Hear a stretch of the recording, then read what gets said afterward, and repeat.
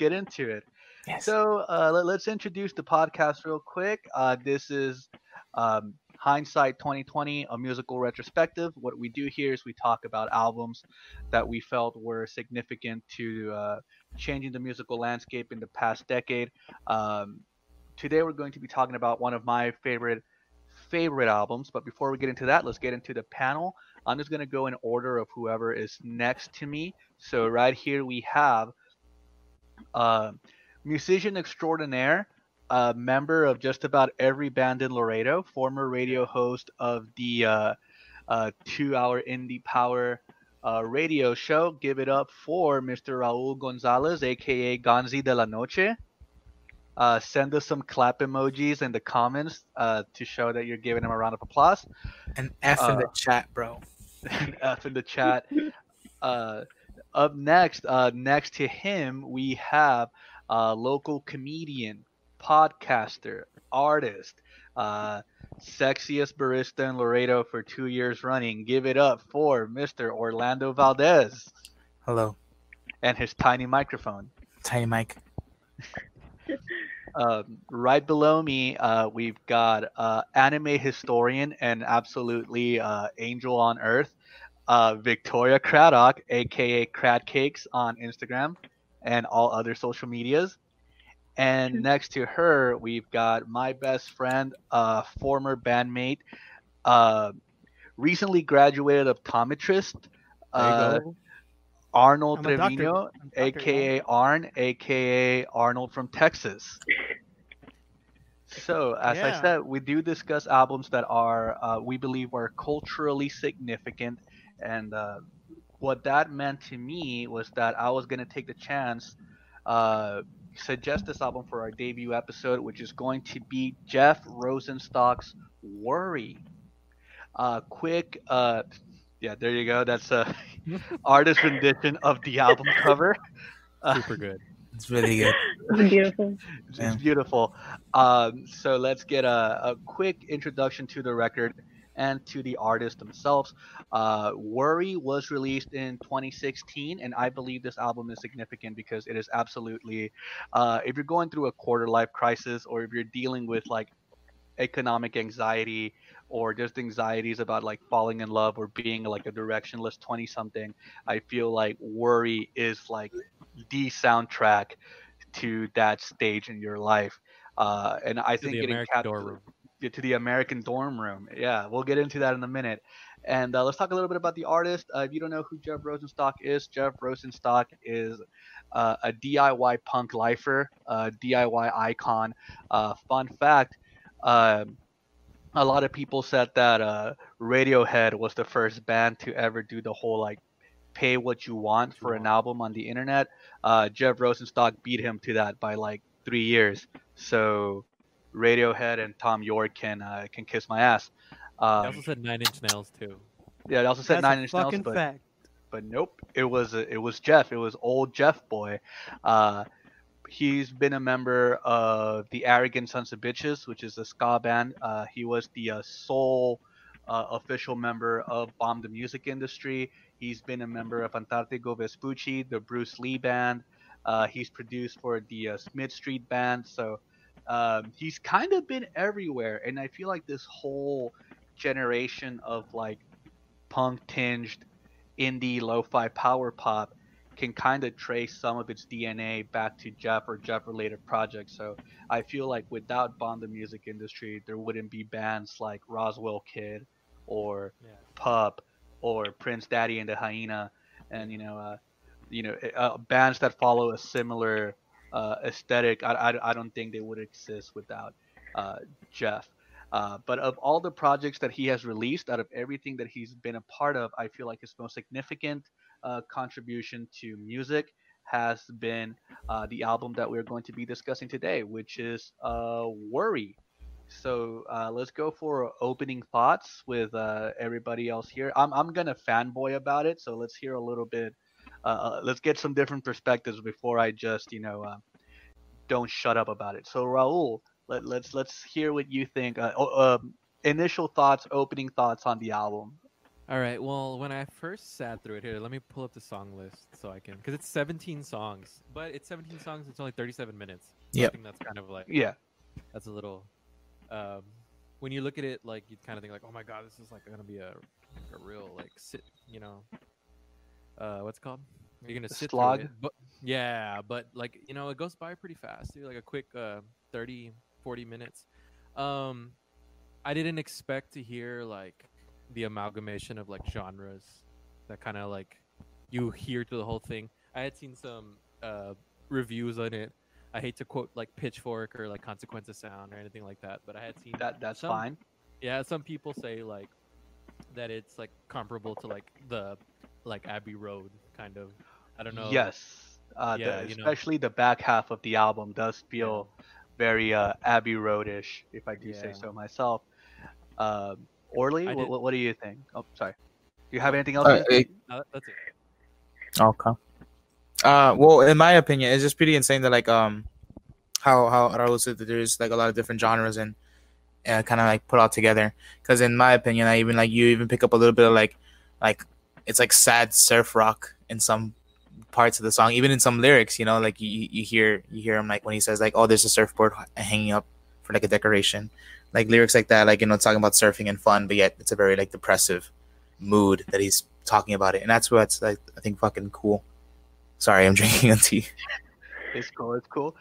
Victoria, let's hear quick opening thoughts on the album. I liked a lot the different, just how every song was pretty much different. I liked that how it kind of had different sounds for different feelings and moods. So that's how I liked it a lot. I like stuff like that where it kind of like can listen to different parts whenever you're like feeling a certain way. I wasn't a big fan of my first listen to it, just because the first song wasn't really something I was into. But hearing the rest of them, I kind of understood how they all fit together, kind of, and just the way he like the lyrics describe everything so well, like feelings and like what you're like looking at, like what he's singing about. I love that a lot. I like people to like imagine what they're singing about. So that was the big thing I liked. Cool. Yeah. Jeff is very much a renowned lyricist. Arnold, what do you have to say? Opening thoughts. Well, I will say that I'm not a big Jeff Rosenstock fan, and I know like he's got like kind of a niche in like the DIY punk like industry or whatever you want to call it. But giving like him a listen, this album actually is a little bit like something I can actually like sit through and like listen to, because most of like what I've heard before, it's like, okay, this is like a good song and like an okay album, but like I'm not one to be like diehard fan like immediately. But this is definitely an album I'd say like this is a good project, that a good album he put out, and I can back it by saying like this is like I liked it. I think other people should give it a listen, even if you're like, oh, Jeff Rosenstock, he's just someone who just kind of bitches and moans about things all the time and his voice sucks. But this is it's something that goes well together in this album. Yeah, that is a point of contention for many people who may not necessarily enjoy Jeff's music, and in a weird way, I think that is part of his appeal. Is just the amateurish nature of everything. Like he will definitely leave in blemishes, like mistakes that happen that add to the I guess to just like the overall feel or aesthetic of who he is. So he'll leave those mistakes in there. Like Arnold brought up, he is definitely not the most proficient singer, but what he lacks in technique, he more than makes up for in vibe, just lyricism, in vibe and just pure emotion. Yeah. You cannot accuse him of being disingenuous when you're hearing him scream his fucking lungs out. You know what I mean? Mm-hmm. I kind of like. Yeah, that's one of my favorite things about Jeff. And another thing that Arnold brought up that I want to bring up, which I think there's Victoria's cat. Amazing. Sorry. Another thing I want to bring up that Arnold made a point to. I think part of what makes this album so significant in Jeff's discography, and also just for like the genre as a whole, was the whole idea that you're right. For a lot of his previous projects, for example, Bomb the Music Industry, being the main culprit of this, he didn't really have an album that was, back to back, front to back great. To find the best songs in the Banda music industry discography, you do have to span, every album and just pick out the best ones, because he was so prolific. He's so prolific that there's so much shit you have to go through. I mean, not shit as in it's terrible, but there's so much of it that's kind So of much forgettable. content. He's Yeah, got a lot, like quite a discography. exactly. Yeah. So what makes Worry so significant was that Worry was finally like a definitive collection of front to back great songs. Like if there was an album that you could listen to that was like, here, like you can't go wrong with any of these tracks, uh, it's Worry. And I think Worry is the album that definitely put him on the map. And I want to talk a little bit. Let's open up the discussion to the themes of the album, which is, I think, it's part of its appeal. So I mentioned in the intro to the album how there's this whole thing about quarter life crisis or economic anxiety, uh, and I think that is very highly resonant with people, especially people in our age group, who most of us don't know what the fuck we're doing. I love how the whole album just kind of sets this mood of like understanding that you're not like grown up yet. Like he spells it out in the very first song, "We Beg to Explode." I love the lyric on there where he goes, "Laura said to me, this decade's gonna be fucked. Our friends will disappear after they fall in love and get married." Like that one got me. Like first listen, that's the one that kind of like right away I had to just stop and just think about just that one line and how it just encapsulates the entire theme of the record. Um, so real quick, I want to bring up Arnold and I spoke about this in private conversation. I think it's really cool. So Arnold, you had a point that you wanted to make about the album art and how it kind of clues you in on what the album is about. Yeah. So it came out to me like I can see it in the song "I Did Something Weird Last Night," and Uh-huh. it's Jeff speaking about and it's about his wife actually, where he's enjoying the moment with her, but in the back of his mind he has this worry. He's like, is she liking it too? Will she regret this? Will I regret this? And you can kind of see it in the album cover. You have this guy who's just cheery and lively, but right above his head is worry. So it's like, does this person have like this worry in the back of their minds? It's just like that worry always looms above your head, no matter what situation you are, and especially for Jeff, because he's, anything he does, it's like pure excitement, but at the same time, it's pure torture to him too. Yeah, definitely, and that is an overarching theme that just kind of glues the album together. It's very present. I was talking to Victoria about this. I referenced how I sent her like 1,000 articles, uh, and we stumbled upon this quote when Jeff was interviewed by uh, a Danish magazine. They were asking him about what exactly inspired or what headspace was he in when he wrote Worry. And there's a quote in that interview where, I didn't realize that underneath the album, like underneath the surface, there's like this whole love story, like the story about him and his wife. But he mentions on this interview that one of the major themes of the album is whether or not it's exploring the theme of whether or not love and capitalism can exist in the same world. And I thought that was pretty wild. Do you guys have any connection to that? Any moment in the lyrics that you felt reflects that? I can kind of see it in like festival song probably, just because like that encapsulates like all the things you love of a concert, happening, but with all these twinkling lights and artists, there's still just a corporation backing this huge festival or whatever, or you have all these booths at this festival trying to sell you stuff, pitch you things.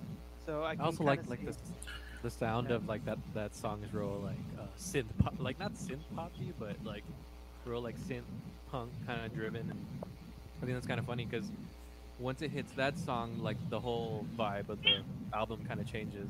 It kind of just gets more like not up tempo because like it gets up tempo in the beginning, but this one's kind of more like I don't know, I don't want to say commercial, but it's just the synth sound is like, I guess maybe like a statement, like utilizing that instrument particularly like in that way. But I think it's cool. I like it. Yeah, it brings up the song, like the lyrics really well to like coincide with that like reasoning. I like the lyrics. Sorry, I wanted to, before I get ignored. Just kidding. It's like the one from Patch Rash in the middle. It says like, "I want to listen to the Cribs, my dear, while we make out in your car, and fuck the haters who object." Like I like that lyric. It's really like kind of like how you said the whole living in this like world where people don't want that, but you're like, fuck it, I don't care. I'm in love with this person. I'm gonna fucking do this shit. At least that's the way I saw it when I heard that lyric. Yeah, I love that. I think that also, like Orly said, that does kind of. I feel like this combines two points that were brought up, like the whole not giving a fuck that Orly brings up, but also Arnold's point about how the whole album is like about not being able to fully be in the moment because you're overcome, or like kind of like you have this anxiety in the back of your head. So in that moment, he's thinking like, yeah, like I want to make out with you in the car, but then he's thinking about the haters. So in the back of his head, he's still thinking like, what are people going to think about this moment? And the fact that that theme is so inescapable throughout the whole album does such a good job of mirroring how anxiety really is to most people, and it doesn't make it like over dramatic, or there's very subtle hints to it all, which makes it all the much more relatable. I do want to bring up one note about a festival song, since we already talked about the song. I love the anti-commercialism of it, and how that is another theme you find throughout the whole album. I don't know if you guys watched or if you stumbled upon this on your research when he performed at the Pitchfork Music Festival. Did y'all ever see that clip? I watched a little bit of it. It was absolutely amazing when he plays festival song, because right before he plays it, he says three things that I think are fucking amazing. One, he says, whoever booked us to play this show is probably gonna get fired. And then he goes into why. The reason why is because he's on stage at the Pitchfork Music Festival, and he tells his entire crowd, you don't have to go to the merch booths, you don't have to go look at the sponsors, like just because they have shit to sell you. You don't have to do that. Like, just go see your bands, fuck them. You don't need to give them the time of day if you don't want to. And then number three, right before they play the song, I don't know if this is a breach of contract in any way, but he tells the crowd exactly how much they got paid to play the show, and then they launch into festival songs. So he just goes, we got $7,500, and then they play the song, and it's just fucking, I mean, like, even in the midst of, like, how they say don't bite the hand that feeds you, this motherfucker just chewed it the fuck off, on stage, telling you like, fuck the sponsors, here's how much we got paid, they're gonna fire the guy who fucking made us get here. So that's pretty fucking dope. I think that does speak to like I said, the anti-commercial aspect of the album. A song that I find really interesting is I think it's the most divisive song on the album, so I'm gonna ask your guys' thoughts first. How do you guys feel about "To Be a Ghost"? I liked it a lot. The music was beautiful. Specifically, I like that a lot from it. I appreciate the songs like acknowledging like injustice, like especially how people are ignorant until like you become like somewhat relevant, like a fucking so like and that people are like so easy to tell you to stop complaining, but they're not in your shoes, like how the whole part where it's like stop worrying about the cold, but these people also do deserve their houses burned down because they don't understand how it is to be cold. Hmm. Mhm. I I like liked a lot also where he like talked about like the internet and how that plays like a really big part in that. I don't know. I thought that was kind of a cool like part. I like the way he kind of like tackles this whole like how we are addicted to feeling something towards like just being socially connected in some way. When he says like I rush to my phone just because I don't want to feel alone. When he says that, Yeah. kind of like points Mhm. to that direction where we as people kind of want to just feel connected in some way because that's what we think is normal. That's what we think values us. Hmm. Yeah, So yeah. I think like as a creative, you kind of want to feel like relevant. So I feel like a lot of that validation comes from, I guess, the internet.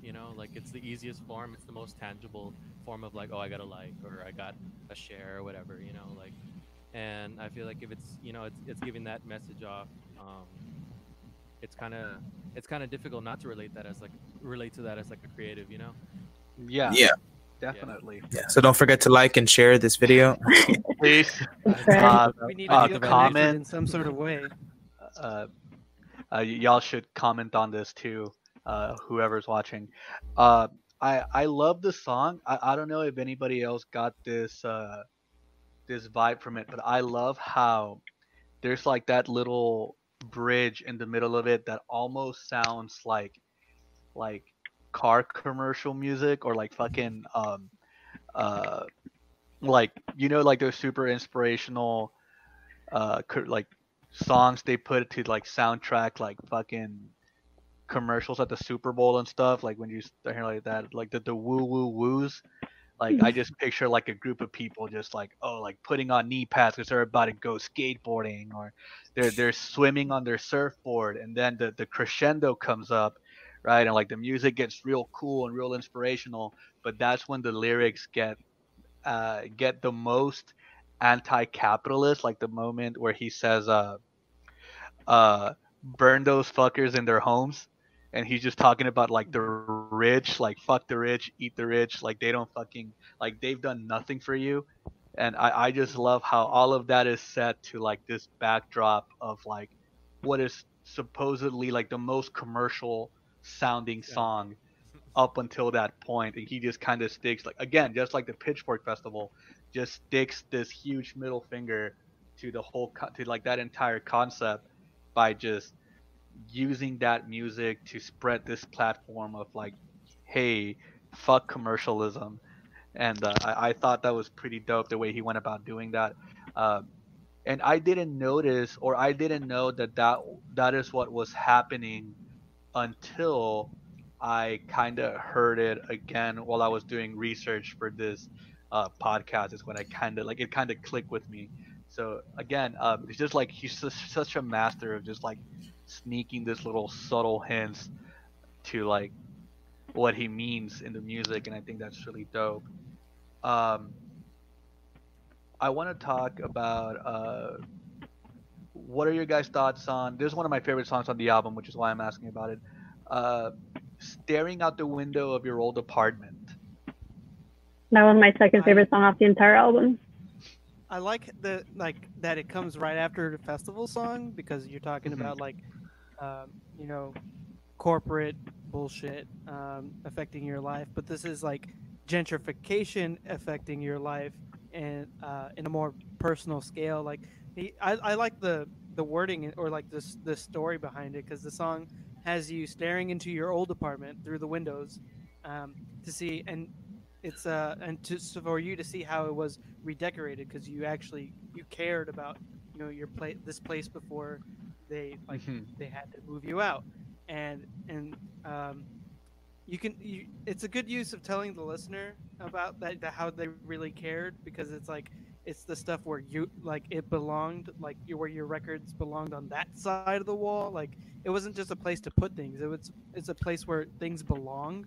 And then like how the person fixed the cracks in the wall because you gave a shit about where you lived. And then you seeing this surfboard on the wall like pisses you off because it's like, dude, like this is just decoration and like no surfer actually is living here. They're just using that for decoration. Like it's on the fucking wall.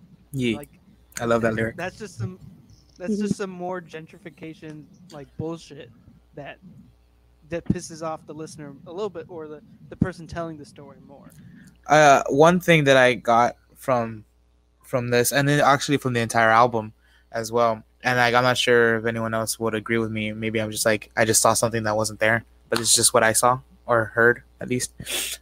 Since he does like tackle a lot of like things like that, like gentrification and like commercialism and all that stuff, he does get pretty political and things. And then it like being like in the year it was released was 2016, which is like election year, which was going to be the biggest election year because it was when Donald Trump was running, and everyone was like, "What the fuck?" And he was winning, and he won. Now we're living in this like economy where he won. So I'm guessing like he's also pushing that message where it's like it's gonna get worse. This whole like gentrification, this whole commercialism, is all like this like underlying like basically fucked shit that we like people have been trying to fight for a long time. It's gonna get a lot worse just because we have this guy that stands for all that basically. And it's pretty insane that he's saying all these things, and it was a big year because a lot of like the angsty teens that we are becoming adults already in that year in 2016. Because that was the first time I was actually allowed to vote for presidency. Like that's what I was like, oh shit, like that's a big year for me. And a lot of us were kind of like transitioning in that whole period of time when this album came out. And it's pretty insane that even though he was like, I think like what, 30, 34, 33 when it came out, yeah, he's still seeing it in the way that can make us understand, us being, like 21, 20, like, 24, whatever age we were when it came out.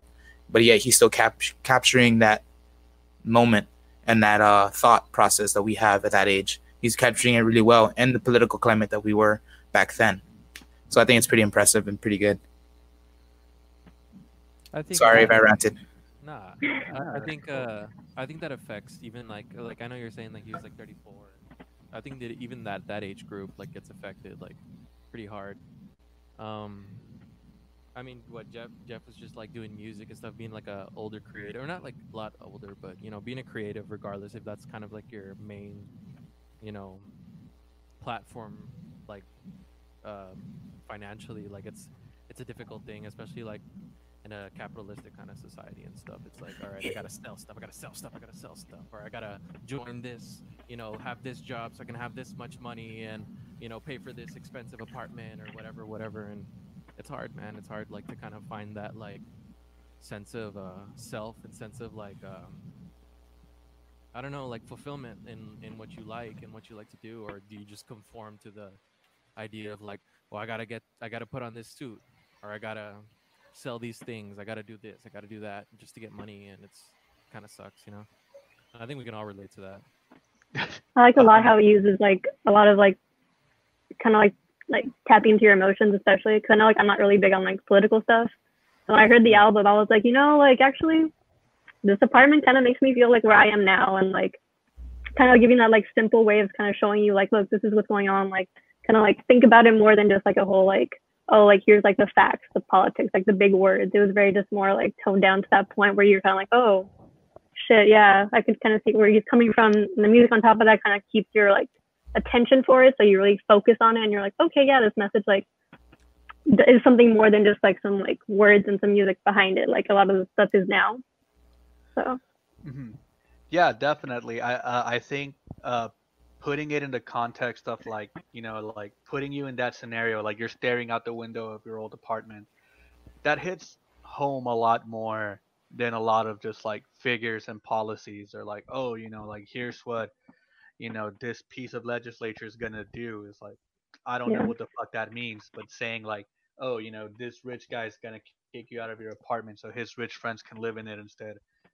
That's like, oh, okay, yeah, I get that, and that fucking sucks. That's.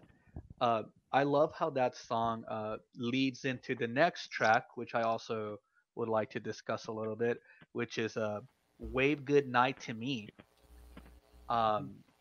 I love that song. I think that's possibly one of my favorite songs on the album.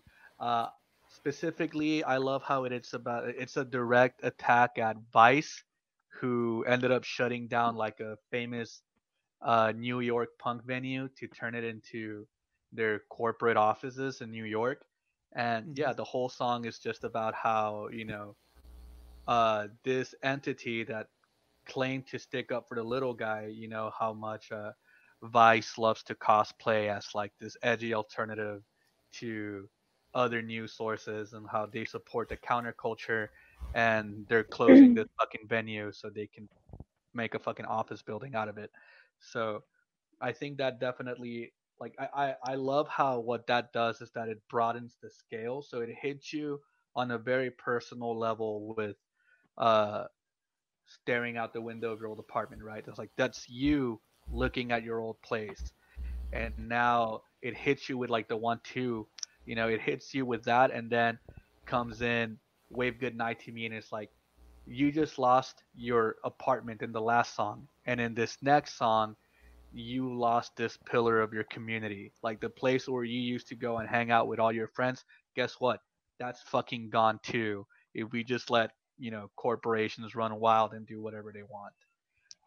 Any thoughts on that song? I kind of see it as the ending, the capstone, or the period to like this trilogy of songs about corporations fucking things over, like festival song. That's your whole weekend where they're just going to be peddling stuff onto you, staring out the window of your old apartment. That's them gentrification. Ruining your like your way of living. That was your home.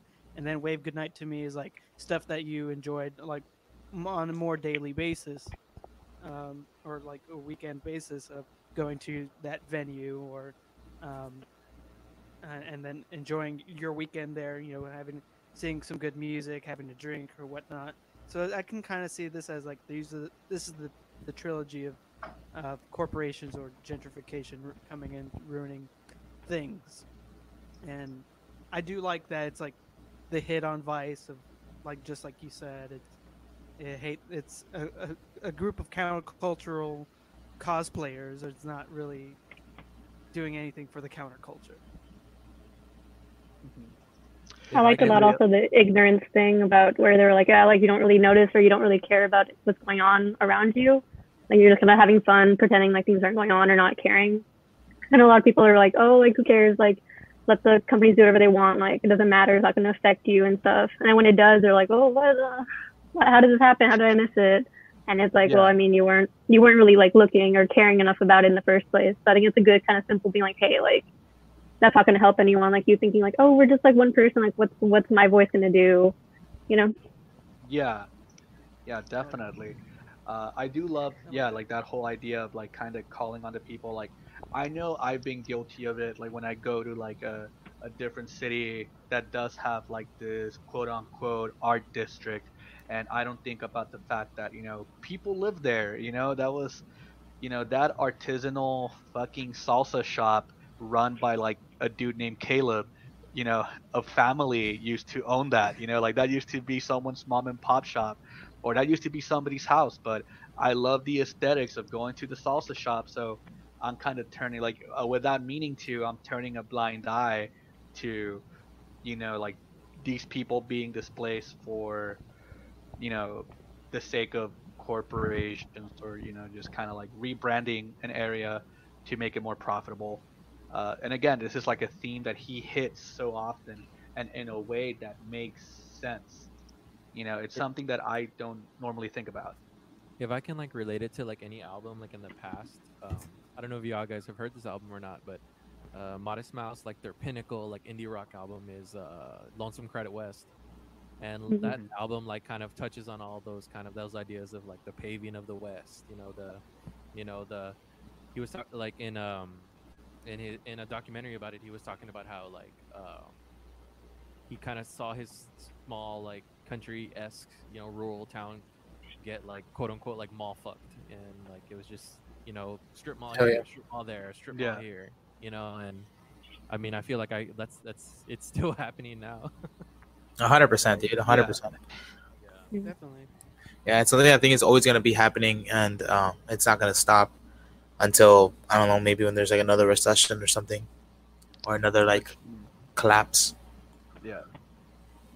Which I think we're kind of in the midst of, aren't we? Like, let's not get too deep into that, but we're in that.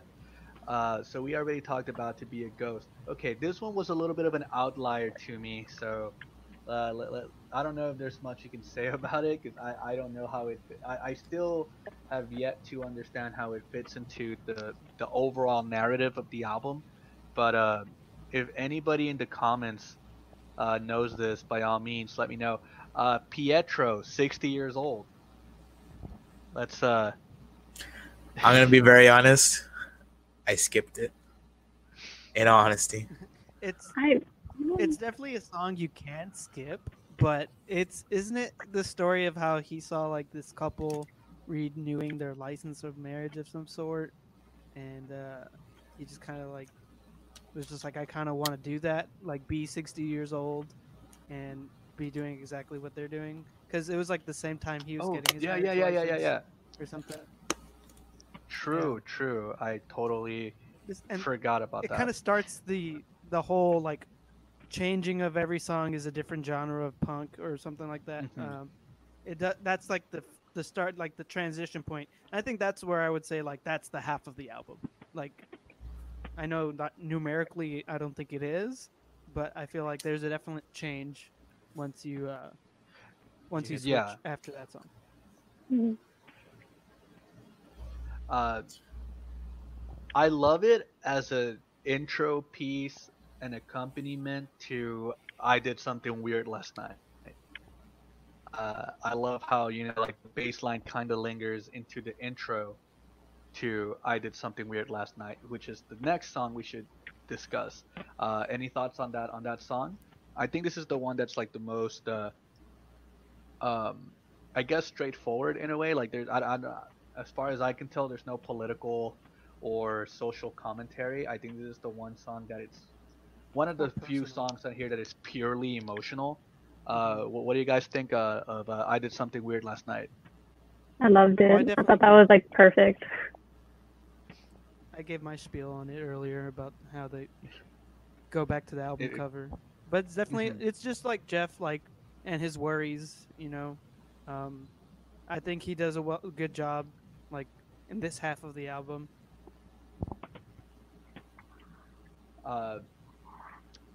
Since the person we've heard the least from has been Victoria, would you care to elaborate a little more on your thoughts about I Did Something Weird Last Night?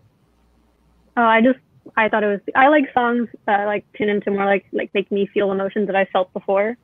I thought everything else was great on the album. Obviously, like everything that I like heard from him, like where I didn't, it wasn't like an emotional connection, but I understood the message and I was like, damn, that's a good point. But this one, for whatever reason, I think the lyrics just made me like really feel like how I used to feel thinking about like the future and like love in general and like how it would be for like me in the future and like like that fear of like, well, is it like just like not like a dream or whatever, and like kind of like that like that fear, like that's all I would ever feel, like wow, like what if that never really happens, or if it does, like how for sure is it, like just thinking about everyone who's like, yeah, like my soulmate, I found him, and then it just not working out. I thought it like really like tuned into that really well, so like I got really emotional like listening to it, and I was like, wow, that really is how like I feel. I thought the music also just kind of made it also feel really like, I don't know the word, I just liked it a lot. But the lyrics too, like they were really like offbeat kind of, in the sense that I was like, I didn't think of that or like use that as like a way to describe my feelings, or like kind of like, but yeah, I just thought it was like a beautiful song, like gorgeous, like everything about it was just like, that was the one where I was like, wow, like let me like do this album a full like 4 listens just to try to like get something close to that again. So absolutely. Nice. Raul, Orly, any of you guys? I like an anxiety driven love song just as much as anybody. Like, I don't know, like it's just it's super relatable, dude. You want to be that person, but you have that like looming, I don't want to say worry because it's like, because the album title. Yeah, like it's just that looming like like apprehension of like or like I don't know, like I'm trying, like the words escaping me, but like just thinking like I hope I'm good enough, I hope this is cool, I hope everything around me isn't like shitty, or I want this person to be with me, like yes, super cool vibes. Yes. Yes. I related to that song heavily, mainly because it's like not in the sense of like exactly word for word that he was saying. It was more like kind of like how Arnold said earlier, like oh, like am I gonna regret this later, or is she gonna regret this later? How is it feeling? It's for me from what I remembered, was it brought me back to like this past relationship that I was just in, and that was the first time I was dating this girl, and the first time me and her fought, and it was like maybe a month and a half into our relationship, and we had our first like actual fight. And I remember after we kind of like resolved things, we still in that same within minutes, after we had resolved it, we decided to go out to go grab a drink with friends. And I remember feeling that worry and that the anxiety in the back of my head like the entire night. Like even though like, hey, we're having a good fun time, she's okay, like we're okay, I'm in my head like, fuck dude, we had like a serious fight and now we're just here like ignoring it. And I don't know if this is okay, I'm not sure if this is right, and I'm so scared, and I have like this huge fear that I think I just fucking ruined it. And it just like me trying so hard to not ruin it, I'm ruining it, and I'm seeing it in my in my hands, like it fucking crumbling in front of me, and it just fucking scared the shit out of me. And that song, like that brings me back straight to that memory, and it just like makes me want to cry. It makes me want to fucking like punch something. It just makes me like a whole different mix of sad emotions, and that's why I was like, fuck, dude, that song is just so fucking good. In order for me for that one, that's like probably like for me personally is like the emotional climax for me of the album. Because for me like love in any music is just like the most important thing. Like that is the most impressive thing. Like like you can talk about like political change and anarchy and all that stuff and different views on all that, but when love comes into a play, that's like a huge thing for me, because that's all I think in my head. The way is like love is the reason why we kind of are existing, and the reason why we look for meaning in our life. And there is like people fill it up with different things, with the materialistic stuff, and they think that's like enough. But I think that's why I think when anyone talks about a relationship in music, it's something that I can relate to heavily because of it. So yeah. Fun story about this song. At one point, my girlfriend asked me like, "Oh, what was going through my mind the night of our first kiss?" And I just quoted this song because it's pretty much exactly how I felt. That whole hope is a scheme. Will I ever see you again? Like that whole part. Like if I see you soon, will you want to see me, or would you just want to sneak away? I felt that. I felt that hard. Great fucking song. Absolutely love it. The next one, I would kind of going track by track here, just so we can kind of dissect the album a little bit. Blast Damage Days.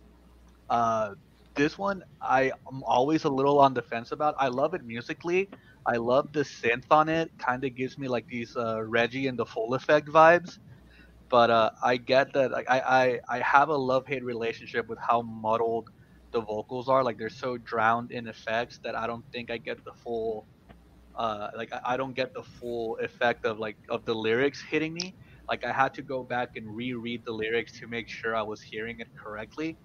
So what are your guys' thoughts on Blast Damage Days? I like that. It was kind of muddled. I thought I gave it like a weird, like I kind of think it fits the tone of the album in a way. Mm-hmm. I'm sure it doesn't have anything to do with it, but I felt like maybe like, yeah, like that's what a lot of stuff like for me nowadays when I hear music and stuff, or just like lyrics and stuff that don't make any sense, or they're kind of like you can't really understand what they're saying. But I liked it a lot. I thought it sounded really cool.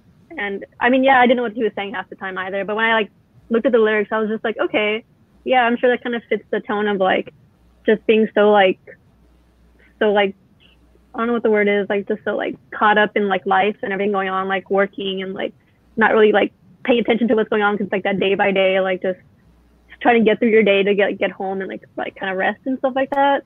That's kind of what I thought it was kind of more with. So I was like, yeah, that fits a lot. That's how I feel when I'm having like a day I don't want to be in.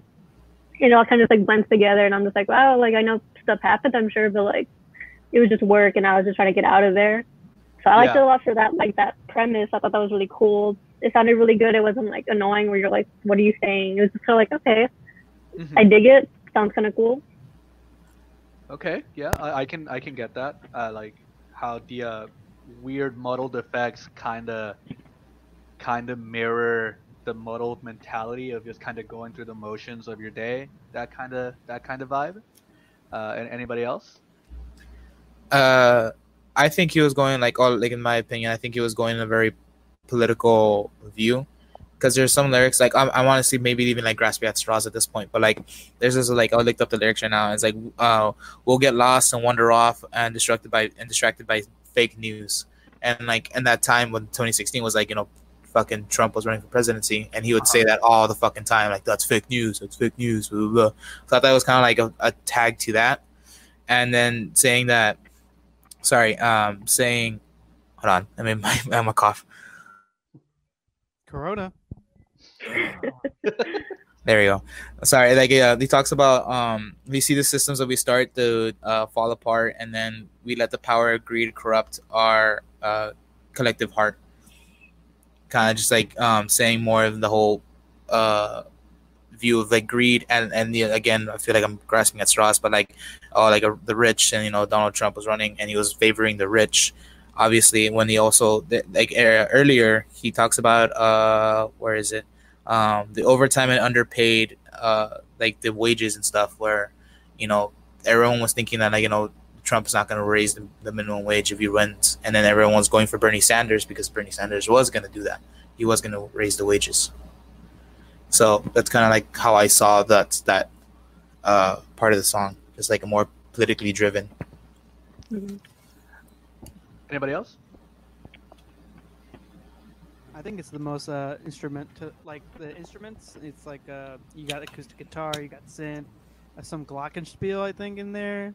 Like, I think there's honestly, glockenspiel in like half the record, if I'm being honest. I think that there's more of a dynamic in the instruments in this song than the other ones, in my opinion. Yeah.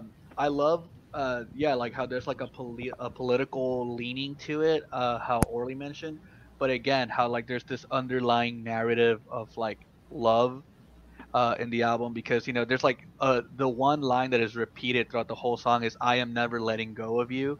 So I love how it's like this whole thing of like, no matter how bad things get, no matter how much everything goes to shit, like I'm not letting you go, like I'm not letting you down. So I feel like that's a cool little point to make. Raul, any thoughts on Glass Damage Days? I think you're the only one we haven't heard from yet. Yeah, I'm kind of like, it's funny, man, because I'm not a big like when I hear like a politically driven song, it's kind of like I usually get turned off a little bit because you know, like I don't know, maybe I just try not to pay attention to that, or like I don't know what it is. Maybe it's some deep thing, you know, in my mind. But there's this one line in the song where he says, "These are the Amazon days. We are the binge watching age, and we'll be stuck in a screen until our phones fall asleep." And I think that's kind of like, that's real resonant of like our times. But I mean, obviously you're right, because it's like 2016. But Yeah. it's like it's so weird to like hear stuff that's so on the nose like that, you know, like it's kind of like, yeah, I think it's intended to be eye-opening, but it's also like, oh shit, you know, like, Yeah. It's funny that you bring that up, because you know how like iPhones give you like your weekly usage report, like you just mentioned that, like that particular line of the song, and it's said here that I've been averaging 11 hours a day of phone usage, 11 hours and 23 minutes a day.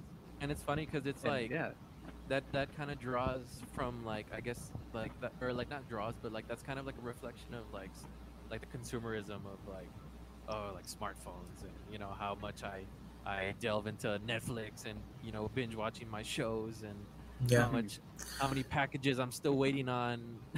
Not only that, especially since this whole like quarantine right now, like it's literally everyone, like my fucking Instagram's just fluttered like, what's good on Netflix? Like, what should I watch, man? Like, give me recommendations. What anime should I check out? Like, shit like that, because it's Corey like, in the house. Corey in the house, dude.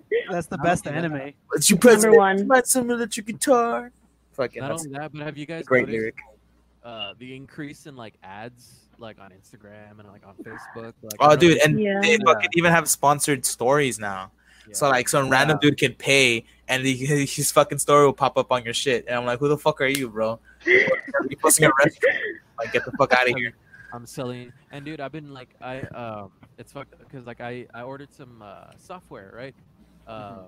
Like for some music recording software, and now on my phone I get this music software and that music software on Instagram. Like every the targeted adding, dude, it's fucking insane. Yeah, it's fucked.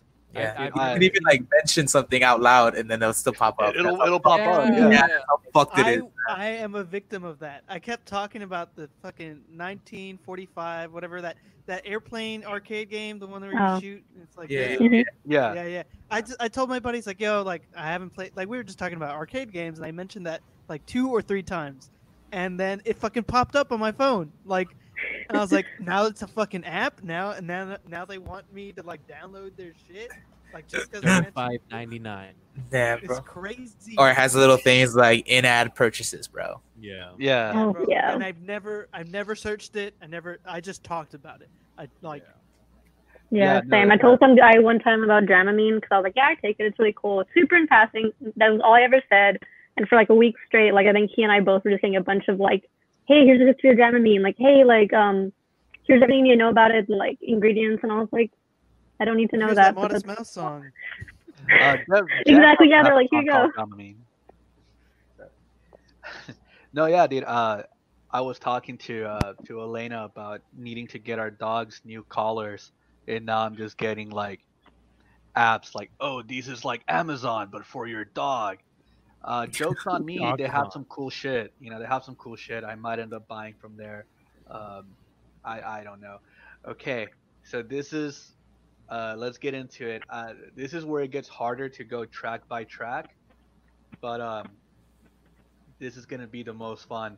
Let's get into the back half of the album. That fucking masterwork of a medley, starting with "Bang on the Door."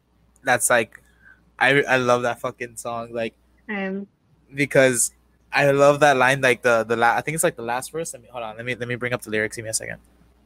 Someone can talk.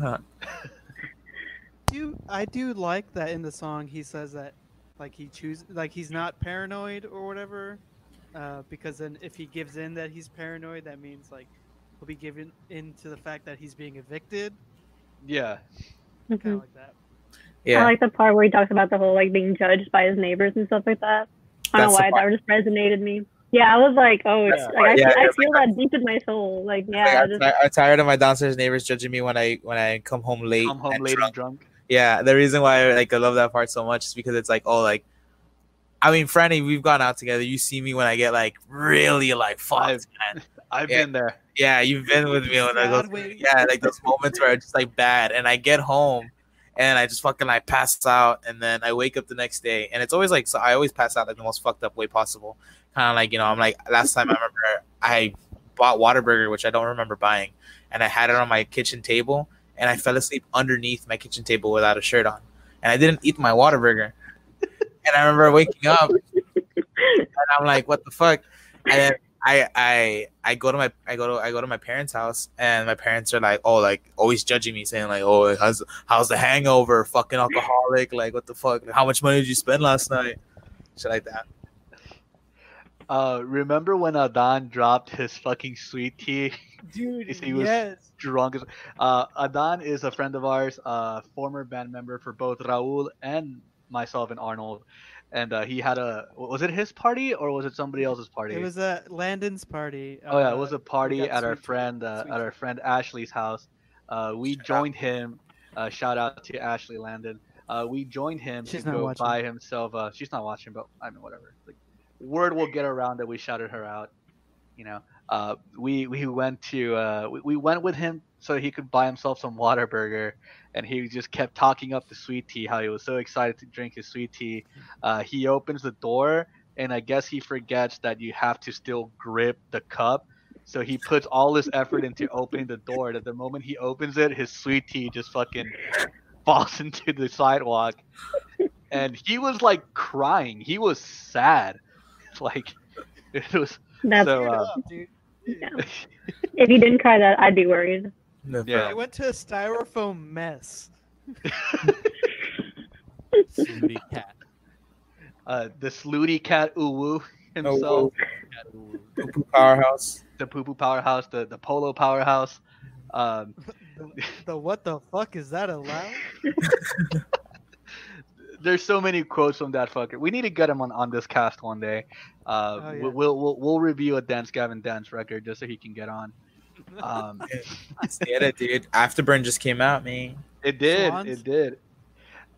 So let's get into Rainbow, the ska song on this album. I do like this. I got tripped out when the ska part started happening. I didn't expect that. I was like, oh shit! And I like got up and stopped working because I'm having working. So Yeah, dude. I'm not a fan of ska, but I like this one a lot. I was listening to it when I was running, and I was just kind of like in my head like, oh, this shit's fucking. I'm a bop this motherfucker right here, dude. And I'm just like running, and I'm already like fucking sweating my ass off. But I remember that feeling, and then now like I kind of like when I jam out to a song and it makes me feel that like pumped for it, in a sense of just like me being able to enjoy it fully. I just kind of like, oh, I was like, now when I think of that, now when I hear that song, that's like the memory that I'm gonna have for it. So I think that's kind of cool that like just from I'm gonna be very honest, I didn't even hear the lyrics. I was just jamming out to the instrumental itself because I was running, so I wasn't like focusing on it. So Yeah. like I just like the instrumental so well because I mean I fuck with ska pretty well. Like it has some pretty fun shit. Not gonna lie. Like it reminds me of like some Digimon like Digimon had some ska in there and that was fucking sick. Oh yeah, they Tony Hawk Pro did. Skater. Like they did, dude. It's Tony fucking Hawk Pro weird. Skater too. Tony Hawk Pro Skater. Gold, bro. So it's just like it's just cool that like I can enjoy a song so organically and so like quickly. That's why I think he did a really good job on that. Just like on the instrumental itself is just really well. Mhm. I will say go ahead. No, go ahead. Alright, so like I do like that it's a fun ska punk song, but you know the song's like also about gentrification. So it kind of like embodies like how you feel about gentrification because you're just like, oh yeah, progress in the city, but at the same time you don't see these people getting kicked the fuck out of their homes. Mm-hmm. You're just seeing the good sides of it. Like, Yeah. You don't see the bad side unless you're a resident living in that neighborhood for a long time. I love it just on the merit of it being a ska song, but I love how I'll be, doing deliveries for work, and I'll find myself just, like, screaming at the top of my lungs like "We ain't got no money, we ain't got no money," and it resonates a lot with me because I don't have any money, and I feel that on my soul. And then from right after that, we've got motherfucking Planet Luxury, the 1 minute hardcore track on the album. Good punk song. Good So- punk song. And then when it went into that one, I tripped out again. Like, Yeah. dude, like just like the amalgamation of fucking like genres in this shit, dude. Mm-hmm. Like super crazy. Like that trilogy of songs, it's like a punk rock Neapolitan ice cream. You know what I mean? You get punk rock, ska, then just hardcore, all back to back. It's fucking great. I still don't understand the lyrics at the time. It's just so fucking fast. It's so crazy. Yeah, But, you have to look them up. I definitely, yeah. But I definitely know from a musical standpoint, I love it. And then from there, we go into Hellhole. Because it has multiple O's in the title. Yeah. Thoughts on Hellhole? I do like the ending. Yeah, I'm gone. I don't want to live inside a hellhole. I love how it's put right after the hardcore song, and then you just get like that clean little intro. Just the placement of it, the lyrics too. It's just such a great fucking song. It's almost like a companion piece to staring out the window of your old apartment. You know what I mean? It's almost like a coming full circle, like be careful what you wish for type deal. Like he talks about the cracks in the walls and like all these things that need repair, and you're like, I don't want to fucking live in a hellhole, and then boom, you get kicked out, and you're like, shit, I miss my place. You know? Abbey Road, dude. It is the punk rock Abbey Road, dude. I'm gonna rock. go on the record and say that. Magnum opus. Next, we've got anybody else have any other thoughts about Hellhole before we move on to the next track? Yeah, okay. June 21st. I feel like that was more like June 21st. I feel like that was more of a poem than it was actual song, which is like, you know, had like music in the background, because the way it's structured, I feel like I forgot the name of what specific poet style it is, but I feel like it's kind of like that. It reminded me of Robert Frost a little bit. I don't know. I can see that. All right, what? I love how there's like this lyric in the song that I think is like strangely prophetic of the times we're in. Like, I know Orly's been bringing up how much that album kind of not so much predicted, but it kind of like anticipated the shitstorm that we were gonna get into. It was a premonition. But I don't know if it's just I don't know if it's just me, but I think the opening line to that song is so fucking resonating, especially right now that we're in quarantine. When it goes, it's beautiful out and there's nothing around to do but slave the nightmare on and on with you. I was like, oh shit, that one. That's 100% us right now, dude. Relatable. And The entire song, yeah. exactly. Dude, just go to the beach. People are doing it. I love how that song. Dude, yeah, they opened up the beaches in South Padre, didn't they? Yeah, dude. Or they're Oh, going that's to? disgusting. That's disgusting. That's the worst place to go for that. Like any other beach before South Padre. Please. Lake God. Casablanca, bro. Let's go. Dude. Fishing. Gotta go fishing, guys.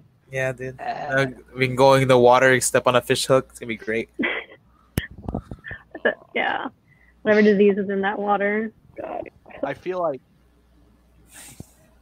that happens more often than not. You step on a fucking fish hook. Yeah, dude. If you swam in Lake Casablanca, also that love means that- you're immune to the coronavirus. The virus. Yeah, probably. I've swam in it. Same. I've accidentally swallowed water from it. Same. It's disgusting. You poor guys. Pray for you. I think it's. You know how I many think people it's died in that lake? How many? Huh?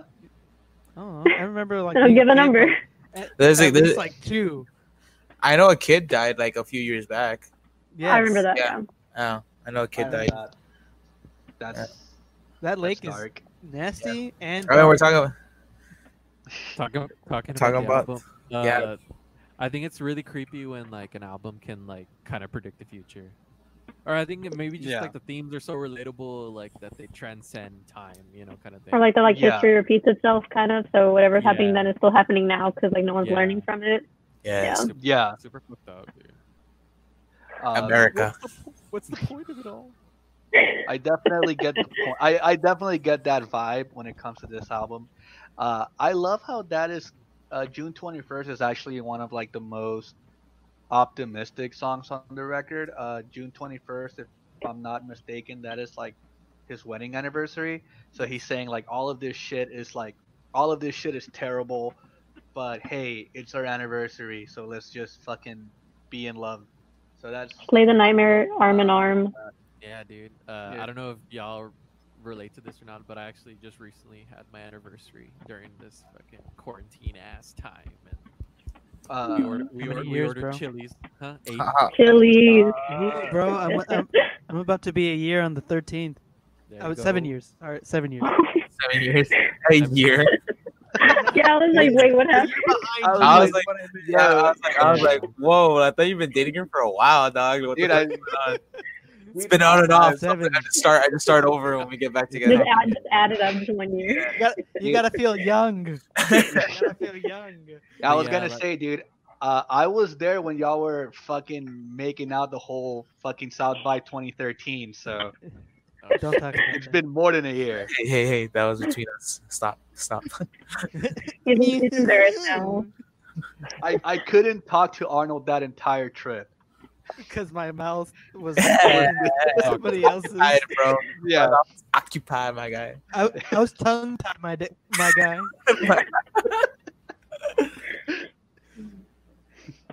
At least you have Next someone song? like just to talk to. Yeah. Any more thoughts on this June 21st? June 21st. Next song. Okay. Next song. Move on to the next track. The Fuzz.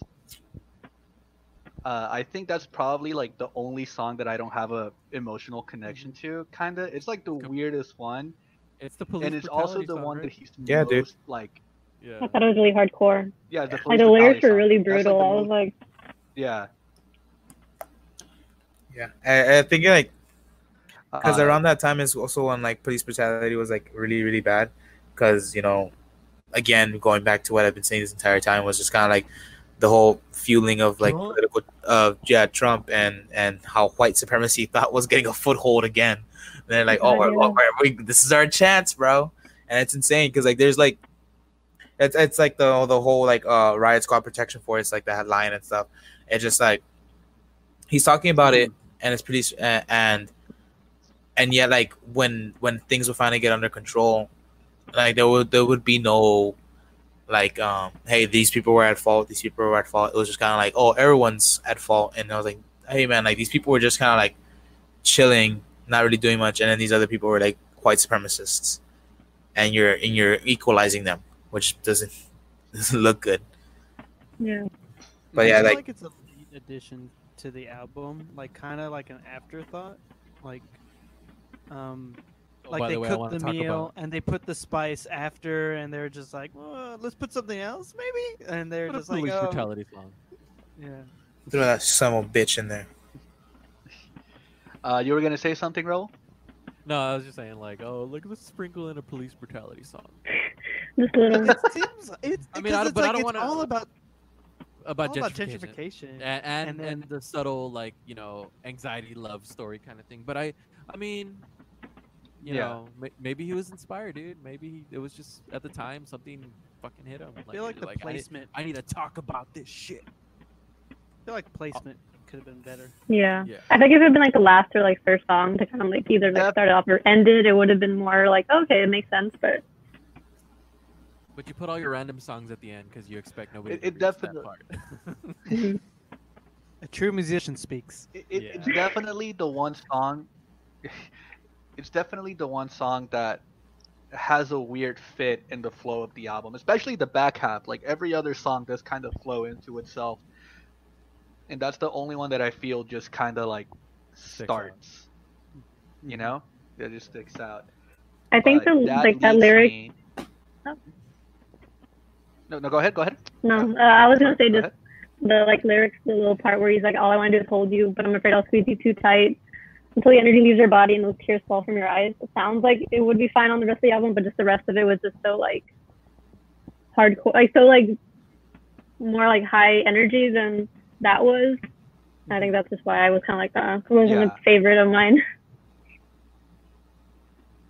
Yeah. That was it. Yeah, definitely. That one was definitely like a left turn from the rest of the album. But that leads me into quite possibly my favorite song on the record, and quite possibly my favorite Jeff song overall, the criminally short "While You're Alive." Let's get into that. Let's unpack that one for a minute. It's a cute song, man. Yeah. Mhm. He has Go for the it. best, like his album, like this album has good one-liners, and I feel like this one has like one of the best ones where it's like, I want to let you know while you're alive, because everybody loves you when you die, but when it matters, they're not there. I just hmm The universal I just- truth. Yeah. Yeah, the hardest line Jeff has ever wrote. coldest bar in existence of a Yeah. pop song. I love literally like the last line he says, which is like, "Love is a worry," and I'm just like, yo, that's like super relatable because like worry. yeah, because like love is worry. Sorry, yeah, love is worry, and just kind of like it's true because you're constantly thinking when you're at least in the beginning of a relationship before you guys have gotten accustomed to each other. It's like you're constantly thinking like, shit, dude, like what is she like? what do we do, even if it's like, you know, it has to be like it in just you guys hanging out to you guys even having sex, just like what you and your partner are going to be into and what you guys are going to have to figure out each other in that way, and you're just constantly worrying about it. Like that fucking meme. It's also the part of the movie where the movie says the movie title. Yeah. Oh yeah, like there it is. Yeah. I like the whole comparison to like it's like that There love it is a is. home that can burn. The But that DiCaprio was like Yeah. Yeah, I love Victoria getting into that line. I love that line. It's a home that can burn. It's a limb to freeze. Love is Mhm. worry. That is I love that sentiment. And I think that's what ties together the undercurrent of the album, which is like the quote unquote hidden love story at the bottom of like beneath the surface of the record. It culminates in this track. I think this is where Jeff can finally admit to himself, like, I'm not crazy. Like, I worry because I love you and I want you to be okay and I want us to be okay. And this whole world right now is kind of gone to shit. And I'm just worried that, you know, you're going to have a rough time in it. And that, you know, I just want to help you get through it. And I think that's a beautiful sentiment. I think that is a very neurotic approach to love, but it's also very much very relatable, especially in these times where everything is just so fucking uncertain. Jeff is Uh, the Hugh Grant of punk rock. Definitely, that's possible. God, he is. God, yeah. He is the fucking. He's the John Krasinski. No, what the fuck's the name? The dude from Say Anything, not Max Bemis from the movie. John Cusack. He's the John Cusack of punk rock. Just like the fucking the schlubby, the schlubby, Mhm. lovable The dude, Billy like Crystal of punk rock. Billy Crystal. the Billy Crystal. And then let's bring it in. This brings us to the last song on the album, Perfect Sound Whatever. The perfect ending song. How do we feel about it? Perfect Sound Whatever. I liked it as the last song. I thought do it agree. perfectly tied it in all together. I think the I like- police brutality should have been the last song. Anybody else? I like that it kind of like, I feel, I'm not sure if anyone else got this, but I feel like, okay, so like the song, like obviously the album's about worry, so it's like him laying out his worries like throughout the entire album, and at the very end he kind of like apologizes for saying all this, and maybe even like, you know, scaring off whoever he's talking to. You know, he's just like kind of like, oh, like don't just pretend like that didn't happen. And it's kind of like how, and I related to that because it's kind of like, oh, when I tell someone like the shit that's bothering me, or like when I'm having like an anxiety attack, or I'm like reaching out to someone to talk to, I'm like constantly saying everything, and I'm just ramble off and I say everything that's worrying me or everything that's freaking me out, and then afterwards I'm just like, oh fuck, I'm sorry, like you don't fucking just don't pay attention to me, like I'm fucking crazy, just don't worry about it, because you feel like you're a burden to someone. Yeah. I burped. Mhm. I like that he kind of says like more as like that. Wow, Go ahead. disrespect, dude. Nah, dude, go ahead, man. This is your show. I'm sorry, My man. bad. Damn. Sexist much, bro? You're the guest. Finish the thought. No, you go ahead, man. You sounded way more like into whatever you were gonna say than I was. Way Way to put Totally down fine. woman's opinion, bro. This album's not about women, so Dude, that's why my no, voice that doesn't is not matter at right all. now. That is not at all what I'm trying to do here. I'm very sorry, Victoria. It's You okay, can go no, ahead and dude, finish your go thought. ahead. Oh, I was just saying that I kind of like that he like specifies that like perfect always takes so long, but it doesn't exist. That was just, I like that a lot. Mm-hmm. See, yeah, like I felt like I think I thought about it a little bit differently than Orly, because I thought like specifically that line, like perfect only takes so long because it doesn't exist. I feel like that is like the culmination of like, you know, how he's worrying about all of this shit throughout the entire album, and he just kind of lets it all go at the end. It's just like, you know what, fuck it, like everything's gonna suck forever. We just gotta get through it, you know, like worry, like why worry about perfection if it's never gonna happen? Like this will never be a fucking utopia. Let's just kind of live in the moment. type of situation. That's the thought. That's a solid way to look at it too. You know, I think you're probably be more right than I am on mine. I mean, it's open to interpretation. Arnold, Raul, any thoughts on perfect sound, whatever? I think for me, like, I like the. I feel like, I guess for me, the way I relate to it is kind of like, you know, you can be so much in your head and kind of like second guess every thing, you know, whether it's career or whether it's relationship or whether it's, you know, the state of everything or, you know, whatever the fuck. At the end of the day, like, you know, and I don't want to say worry because I'm trying to find a different word other than worry. Like, being like overly neurotic about like a lot of these things is kind of, you know, kind of pointless, man. You gotta just kind of like chill and vibe, you know, like shit's gonna suck, dude, and not to be all like Alive, fuck. There's nothing you can do about it. You're fucked, the kind of thing. But no, like honestly, dude, Yeah. it's easier to kind of just like, you know, be like water and, you know, go with the river and go with the flow kind of thing, you know, like just it's hard to, you know, run against the wind to some extent, you know, like when it's gonna erode the fuck out of you, like it's just Definitely. yeah. I share the same sentiment. Cool. All right, so there you go. We discussed the entire album, "Worry" by Jeff Rosenstock. Arnold? Are we gonna can we go around and saying our grading of the album? Oh Yeah, we can do that. Fuck it. Yeah, let's go for it. Oh, let me get my flannel. Hold on. Just kidding. Are we going on a letter scale or a numerical scale? Letter. Personal scale. Okay, personal scale. That's cool. Okay. Let's start from the first guest next to me, Raul. Ratings for "Worry." I give it a John Cena 2007. No, 2006 maybe. Okay. So peak Cena, Peak but Cena. like still not hated by the fans. Cena. There you go. Fan favorite respect- Cena. Fan favorite Cena. I respect that. Orly. I'm just gonna go straight needle drop on this, and I give it a strong 8. Okay. Strong Okay. 8. Strong 8. Arnold. I'm gonna go 80% out of 100. Okay. So also an 8 out of 10. Victoria. I'd probably give it like a 5.5. Like personally. Damn. Down. Wow. Sorry.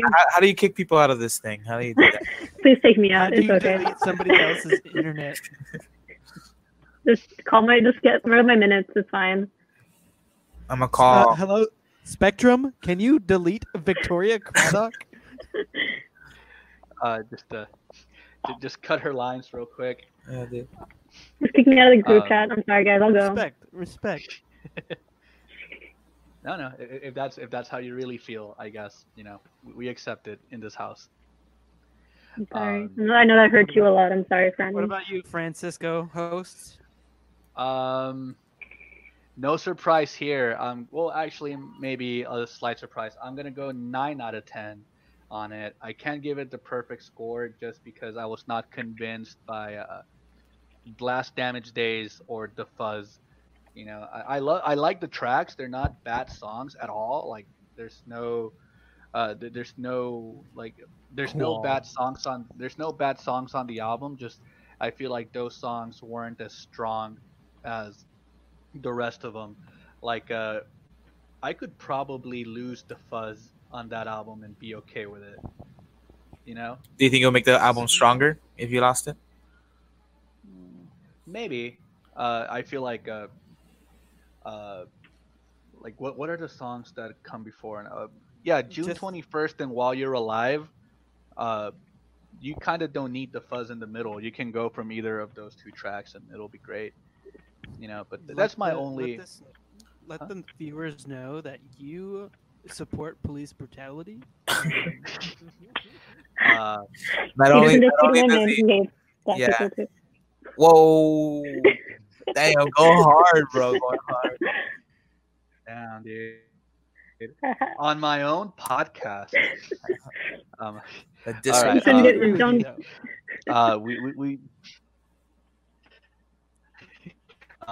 We spoke of the album. We spoke of at length through about all the lyrics. I think in talking about the album track by track, we did uncover its place and why it's such an important record, why it's such a defining record.